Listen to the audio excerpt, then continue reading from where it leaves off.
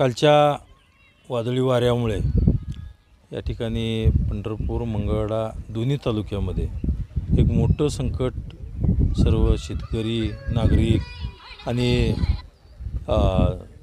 यामध्ये असणारे सगळ्यांच्यावरती हे मोठं संकट या वादळी वाऱ्यांचं हे निर्माण झालं। मी सकाळपासून फिरतोय। सकाळी मंगळवेढा तालुक्यातून या ठिकाणी बऱ्याचशा गावामधून प्रत्येक ठिकाणी फिरत असताना या ठिकाणी अनेक चित्रविचित्र परिस्थिती या ठिकाणी निर्माण झालेली दिसली।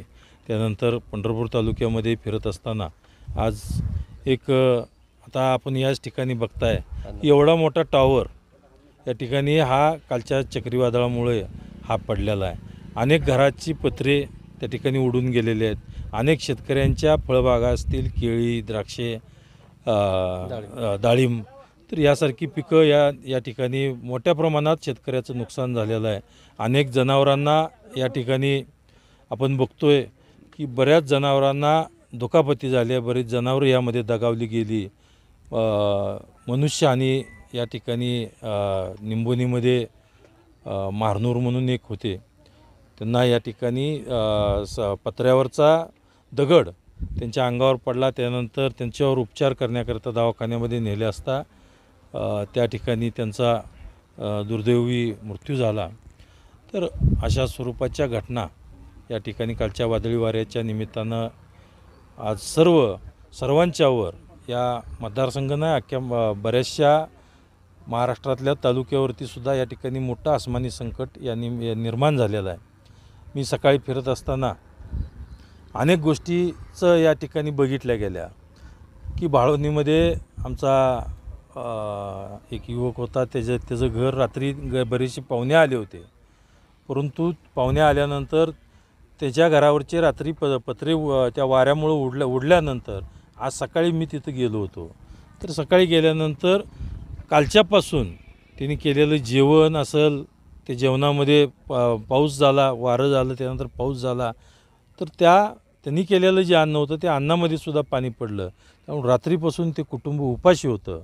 मी पूर्ण दोन्ही तालुक्यातील जे प्रतिनिधी आहेत, जी नागरिक आहेत, सगळ्यांना मी विनंतीपूर्वक आवाहन करतो की अशी काही कुटुंब असतील तर काल रात्रीपासून आजपर्यंत जेवले नाहीत, त्या ठिकाणी त्या दुःखात घरासमोर आज बसलेले आहेत।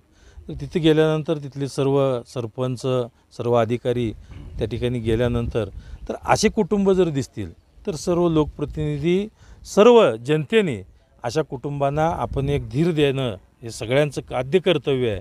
मला या निमित्तानं सांगायचं आहे की हे संकट आज मोठ्या प्रमाणात आपल्यावरती आलेलं आहे। आज शेजारी पाजारी कुठं काय कोण उपाशी असलं, कोणाच्या घरावरची पत्रे उडून गेले असतील, कोण दुःखात असेल तर त्यांना आपण धीर देण्याचं, त्यांना भोजन असेल किंवा त्यांना आधार म्हणून काही आसरा असेल तर असं देण्याचं काम सर्वांनी या निमित्तानं करावं ही विनंतीपूर्वक आपणा सर्वांना आपल्या सर्व माध्यमातून या ठिकाणी विनंती करतो। शिवाय जनावरांच्या बाबतीत जर बघितलं, अनेक जनावरं यामध्ये दगावलेत।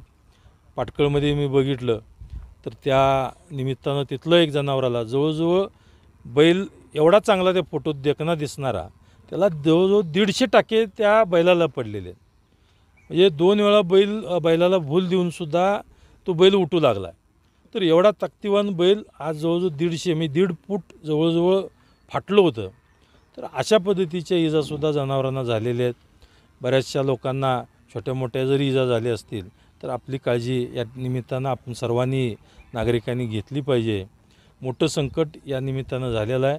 आणि शिवाय डाळिंबाच्या सुद्धा बागा, डाळिंबाचं फळ हे झाडापासून खाली पडलं।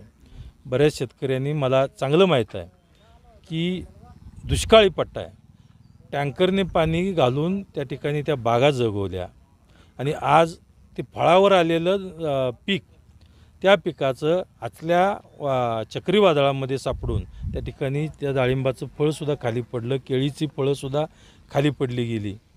तर असं मध्यंतरी अवकाळी झालं, अवकाळी पाऊस झाल्यानंतर दुष्काळ आला, दुष्काळ आल्यानंतर चक्रीवादळ आलं। अशा मोठ्या संकटात सापडलेला सर्व शेतकरी नागरिक आहेत। नक्कीच यांच्या भावना मी सरकारपर्यंत 100% त्या ठिकाणी मांडेन।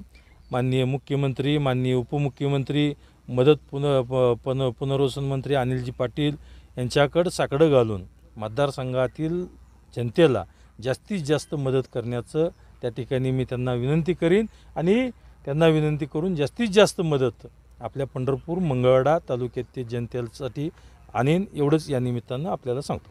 काल रात्रीपासून ज्यावेळेला चक्रीवादळ झालं, पाऊस मोठ्या प्रमाणात आला, बऱ्याचशा लोकांचे फोन येऊ लागले.